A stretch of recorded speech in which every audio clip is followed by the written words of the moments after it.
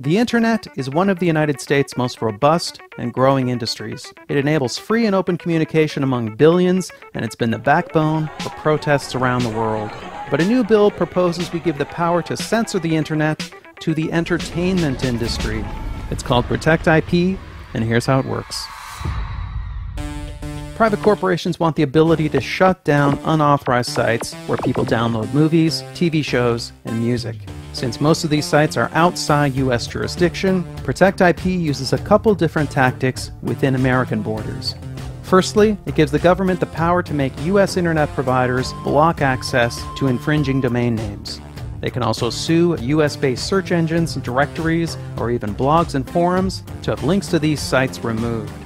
Secondly, Protect IP gives corporations and the government the ability to cut off funds to infringing websites by having US-based advertisers and payment services cancel those accounts. In a nutshell, that's what Protect IP will try to do.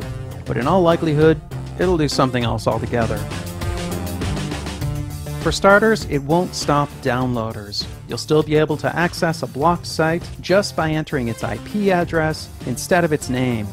What Protect IP will do is cripple new startups because it also lets companies sue any site they feel isn't doing their filtering well enough. These lawsuits could easily bankrupt new search engines and social media sites. And Protect IP's wording is ambiguous enough that important social media sites could become targets. Lots of trailblazing websites could look like piracy havens to the wrong judge. Tumblr, SoundCloud, and early YouTube, wherever people express themselves, make art, broadcast news, or organize protests, there's plenty of TV footage, movie clips, and copyrighted music mixed in. And even if you trust the US government not to abuse their new power to censor the net, what about the countries that follow in our path and pass similar laws? People around the world will have very different internets, and unscrupulous governments will have powerful tools to hinder free expression. But perhaps most dangerously, Protect IP will meddle with the inner workings of the net. Experts believe by fiddling with the web's registry of domain names, the result will be less security and less stability.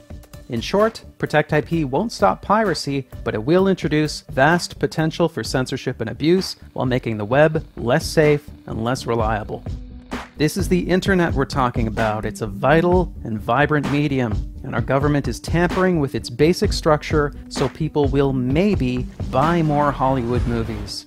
But Hollywood movies don't get grassroots candidates elected. They don't overthrow corrupt regimes, and the entire entertainment industry doesn't even contribute that much to our economy.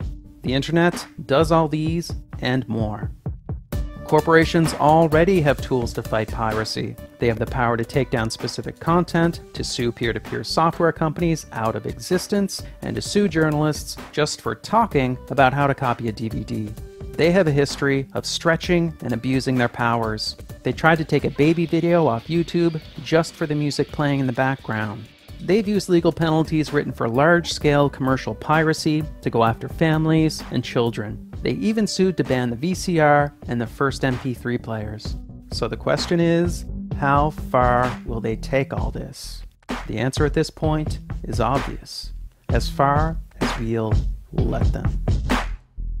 Since we made this video, Protect IP has gotten much worse and is set up for quick passage. Now, the government and corporations could block any site, foreign or domestic, just for one infringing link. Sites like YouTube, Twitter, and Facebook would have to censor their users or get shut down, since they become liable for everything users post.